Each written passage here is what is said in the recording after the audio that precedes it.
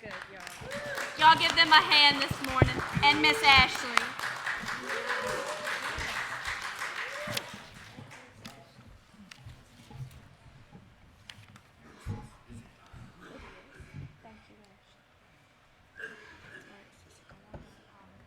At this time, we will dismiss the children for their classes. Ashley to the younger and Anna to the older. God be with you. And I'm going to hand it over to you, Pastor. I want to make a quick announcement while it's still on my mind. This Wednesday night is a special service. We're going to do everything different. We're going to have pizza. We're going to have some special music, and then we've got a guest preacher. He's a street preacher. And his main target are young people, and he travels literally all over the world preaching on the streets. He just got back from Jerusalem. An absolutely amazing young man named Samuel. So please bring as many people this Wednesday night out to hear this young man. Well, we're looking at Memorial Day, and we're honoring heroes of that time, that the different wars that kept us free. And then we're going to look at heroes of the faith. I would tell anybody, if you really want to get a feel for what our country should be all about, take a walk through Williamsburg, Jamestown, and make Yorktown your last one. Walk along the riverfront and read the placards down there of all the different things that happened, the miraculous way that the war was won. You'll see where that the British were surrounded by a ragtag bunch of American soldiers and militiamen in the bay at Yorktown. And they fled to the ships to get out of there. And all of a sudden, a wind out of nowhere kept blowing the ships back into the harbor at Yorktown until the French fleet made it up the coast and hemmed them in. Totally miraculous event. They should have never won that war. Matter of fact, they shouldn't have even had a chance to win that war, but they did, because God wanted this country to be here. And it is up to us to treasure the tenets upon which this country was founded and never let that get away from us.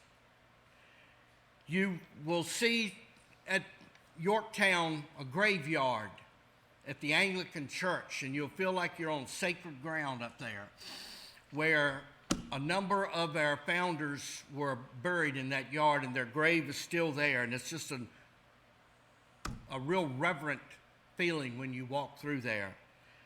The price that the signers of the Declaration of Independence paid for our freedom, many of them were very wealthy businessmen. Some of them died in rags, living in the woods while their family had died. And they knew what they were doing when they signed it, what was coming. And so we need to appreciate and honor those that went before us in that. All of the other wars, hundreds of thousands of soldiers and Marines lost their lives defending the freedoms that we have. And the one thing that was important that every one of them had when they went to war to fight for us was faith that they'd win this war, and they did.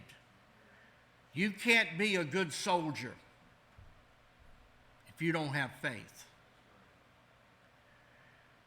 Then we think about the heroes of our faith. And in Hebrews chapter 11, it talks about the faith that these wonderful heroes had. It says, faith is the substance of things hoped for, the evidence of things not seen, for by faith the elders obtained a good report. If you want to obtain a good report from God, you got to have faith. If you're going to be one of his soldiers, you've got to have faith. Through faith, we understand that the worlds were framed by the word of God. He spoke everything that we have into existence. By faith, Abel offered unto God a more excellent sacrifice than Cain. And even now that he's been dead for thousands of years, we still read about the faith that he had. By faith, Enoch was translated, or in the modern Hogtown edition, he was beamed up.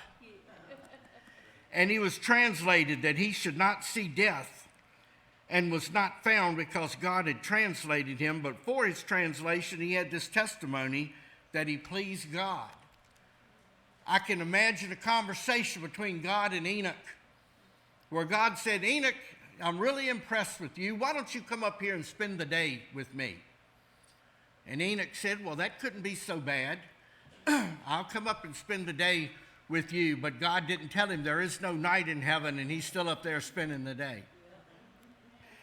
But without faith, it's impossible to please God. For he that cometh to God must believe that he is, and that he's a rewarder of them that diligently seek him.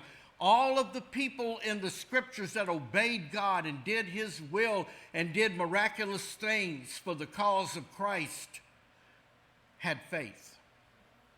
By faith, Noah, being warned of God of things not seen as yet, moved with fear. And the man preached 120 years and got not one single convert.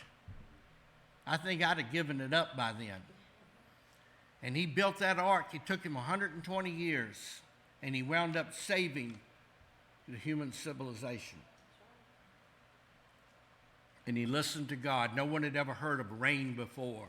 It had never rained on the earth, but yet God told him it would, and he trusted him. By faith, Abraham, when he was called to go out into a place that he should after receive for an inheritance, obeyed and went out, not knowing where he went. By faith, he sojourned in the land of promise, as in a strange country, dwelling in tabernacles with Isaac and Jacob, the heirs with him of the same promise. For he looked for a city which had foundations, whose builder and maker is God. And through faith also Sarah received strength to conceive. I love the Old English. She was 90 years old, and she got pregnant. Today, that would be terrifying. Unless God told you it was going to happen. And I sure, like I said, I hope Donna don't hear no voices anytime soon. And said she was delivered of a child when she was past age. That's an understatement. Because she judged him faithful who had promised.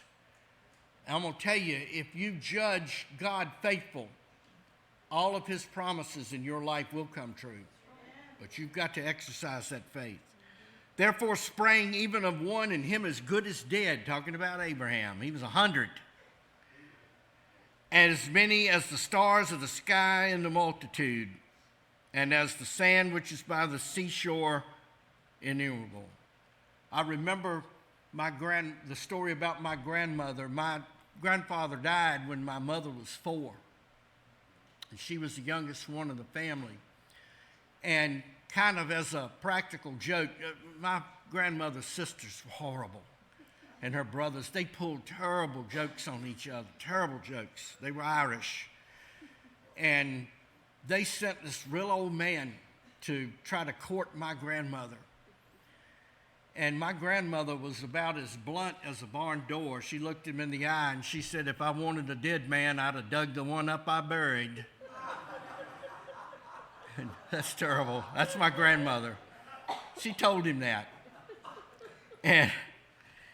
And so it said that Abraham was as good as dead, but yet he was able to father a child when he was 100 years old. These all died in faith, not having received the promises, but they saw them afar off and were persuaded of them and embraced them, and convinced that they were strangers and pilgrims in the earth.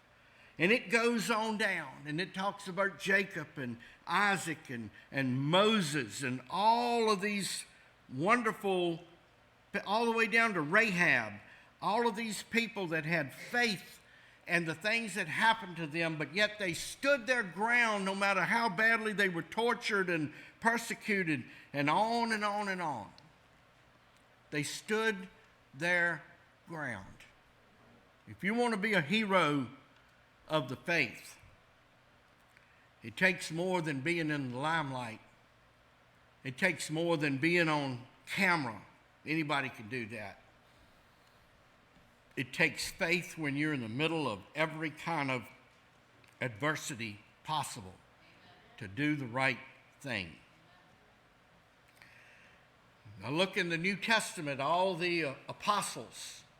And if you read Fox's Book of Martyrs, you will see the things that they went through for the gospel.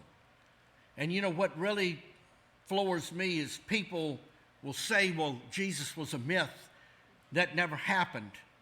But yet there were hundreds of men and women that went through the most horrible torture of all because they did believe it was real.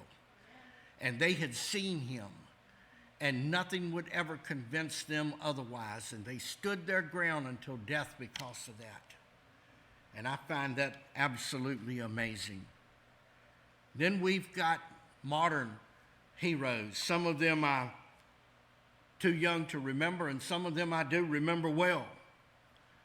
I think of David Wilkerson, who was from a small town and wound up going into the middle of New York City and leading people to the Lord when his life was in danger every single moment.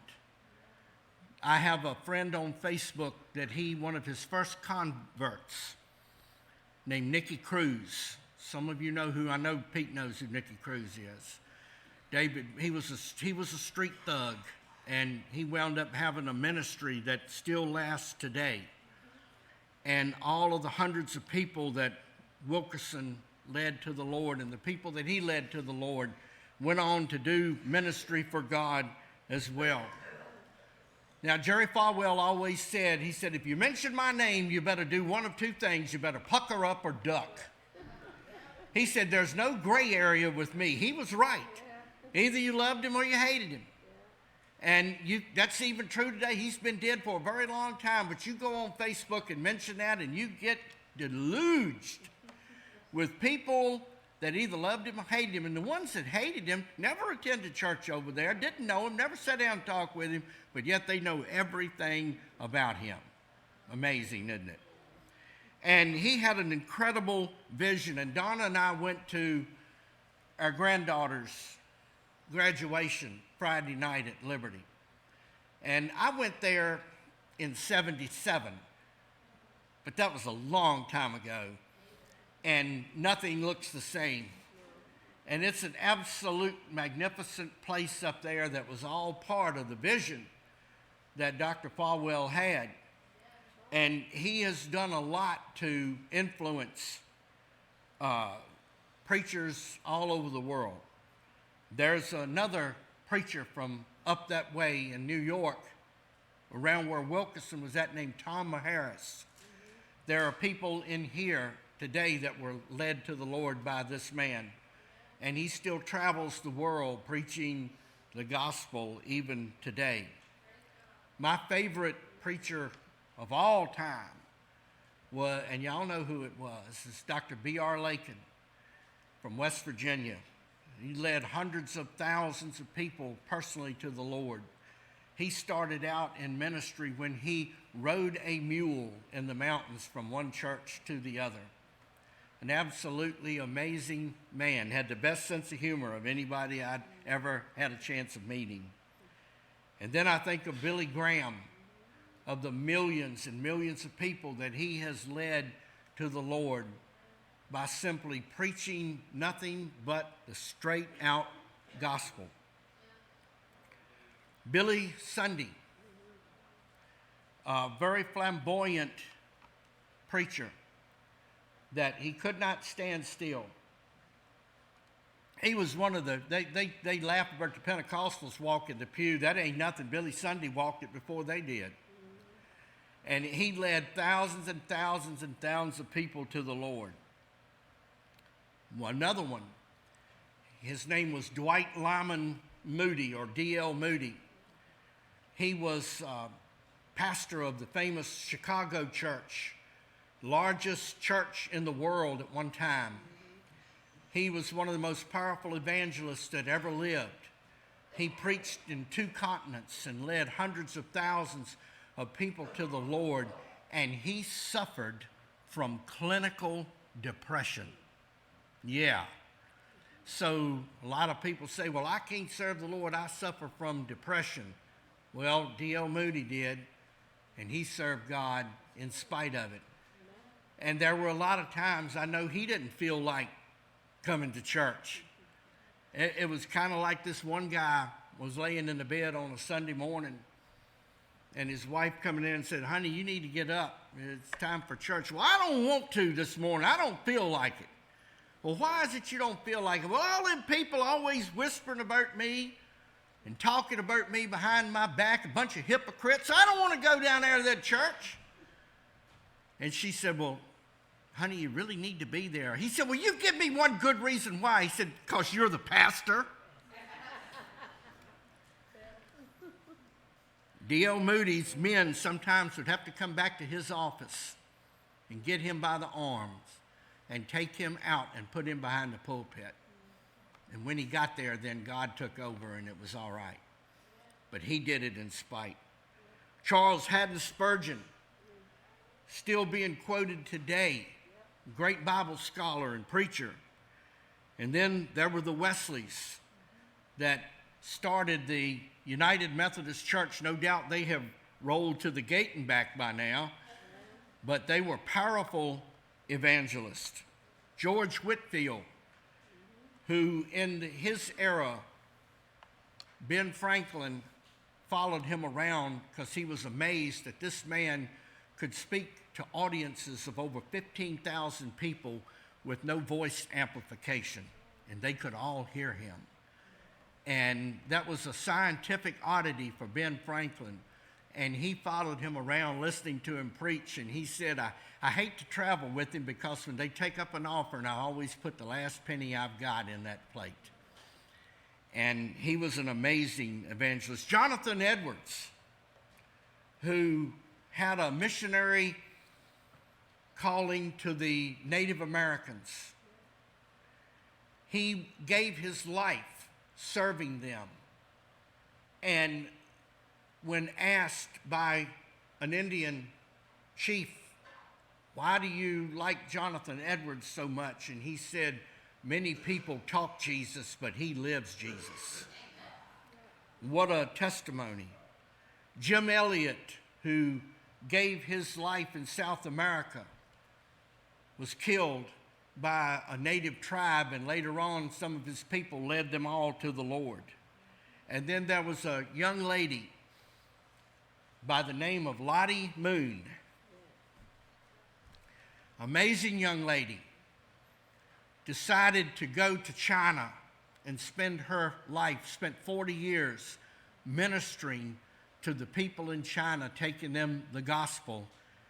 And eventually she died of starvation because they had a famine in China, and she gave her food to the Chinese people rather than having any for herself. That is an amazing testimony and a hero of the faith. Now, a lot of the other ones that are wonderful missionaries, they won't be in a book. They won't have a movie about them necessarily. And only local folks or people they minister to know who they are. But they are just as important, and their work is just as important to God as all of these other people that I've mentioned. And I will have to brag on our crew, the members of our Foodbank and the Redemption Center. A lot of people may not know who you are. You may never be in the limelight, or they may not have a news documentary on you, but it don't matter, because as soon as you stand before God, He is going to say, well done, good and faithful servant. And a pat on the back from Jesus is a whole lot better than one down here. And that should be the driving thing, is reaching souls and serving God and being faithful at your work. And finally, one of the most amazing heroes of the faith was a man by the name, and most of you've never heard of him, John Harper. He was born in 1872 and died at the age of 39 years old, April of 1912, the 15th of April of 1912. Maybe some of you recognize the date of the 15th of April of 1912. He was born in the village of Houston, Renfrewshire, Scotland, in 1872, and he embraced his parents' Christian faith at age 14 and started preaching at age 18. He supported himself in early adulthood by doing manual labor in a mill until Baptist pastor E.A. Carter of Baptist Pioneer Mission in London heard of his preaching and placed him in ministry work in Govan, Scotland. In 1897, he became the first pastor of Paisley Road Baptist Church in Glasgow, Scotland. Still don't hear the point yet, do you? Hang on. Under his care, the church quickly grew from 25 members to over 500 and soon moved to a new location in Plantation Street. In 1923, it was moved to its present building in Craigie Hall Street and was renamed Harper Memorial Baptist Church in his honor. And here we go. At the time of the Titanic disaster, Harper was 39 years old, a widower with a 6-year-old daughter, Annie Jessie, and he was the pastor of Walworth Road Baptist Church in London. He was traveling on the Titanic with his daughter and his sister, Jessie Leach, to Chicago to preach for several weeks in the famous Moody Church, where he had been guest minister the previous fall, and then the ship hit an iceberg on the night of the 14th of April, 1912, and was lost. His daughter and his niece were put on a lifeboat and survived, but Harper stayed behind, and he jumped into the water. Now, I've been to the Titanic Museum in Pigeon Forge, and they have the deck of the ship to look just like it when you go out there, and there's ocean water right over the deck, and they let you put your arm down in there to feel how cold it is. The water was 33 degrees, and it will freeze you just to put your hand in it. But Pastor Harper jumped into the water, and he stayed behind, jumped in the water as the ship began to sink. Some who survived told that Harper preached the gospel to everybody in the water. And he was telling them about being saved, and he was leading scores of people to the Lord while he was there.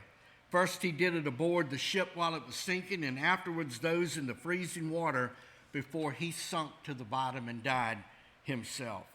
As he struggled in the freezing water, he called out to people, asking them to accept Christ as their Savior. What a powerful testimony. How I learned about that was Donna and I took a tour of the Titanic Museum in Pigeon Forge. You really ought to go if you ever get a chance to go down there and see that. It is absolutely amazing. You will feel like you've been on board the Titanic when you're done. The people dress in the clothes of 1912. They take you to the different rooms and show you the outlay of the ship, and it's made to scale to look just like the Titanic. And they have artifacts from it as well.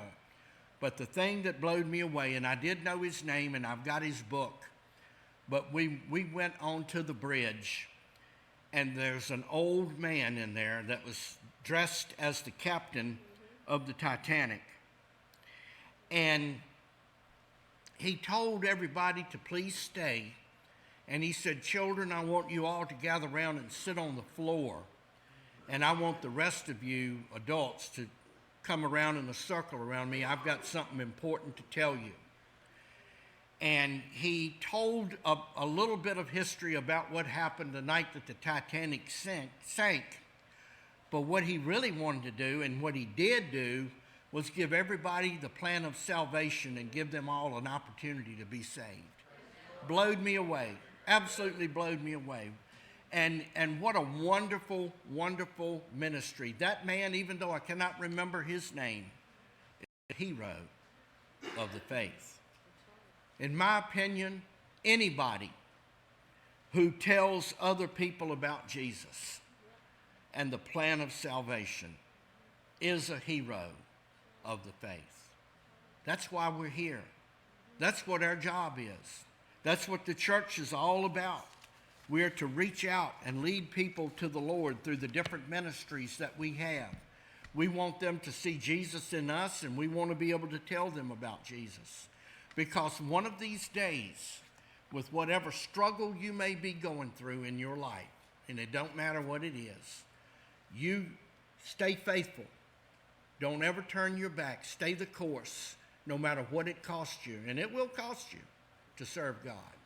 But it'll be worth it when you stand before him and you hear Jesus himself say, well done, good and faithful servant. Enter into the joy of your Lord. That's what we're all working for. And if we're not, we should be, because that's the most important thing in the world. And so today we salute the heroes that gave us our country. May we help it to return back to the way it should have been. And we honor the heroes of the faith, both living and dead, and say, well done, good and faithful servant. Let's stand for the invitation. This morning, maybe God is speaking to you. Return to your faith. Return to your roots. Maybe you have something else on your heart between you and God that you need prayer for. Maybe it's healing, whatever it may be this morning, for strength, for encouragement. The altar is here for you as Candy plays the song of invitation. Would you come and pray?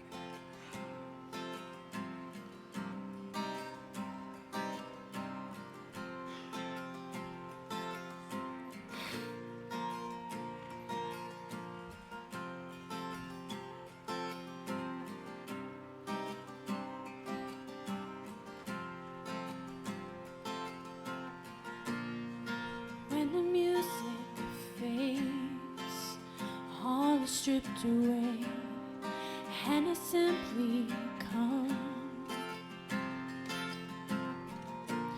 longing just to bring something that's of worth, that'll bless your heart. I'll bring you more than a song, for a song in itself is not what you have required. You search much deeper within, through the way things appear. You're looking into my heart. I'm coming back to the heart of worship, for it's all about you. It's all about you, Jesus. I'm sorry, Lord, for the thing I've made it, for it's all about you. It's all about you, Jesus. King of endless worth, no one can express how much you deserve. Though I'm weak and poor, all I have is yours. Every single breath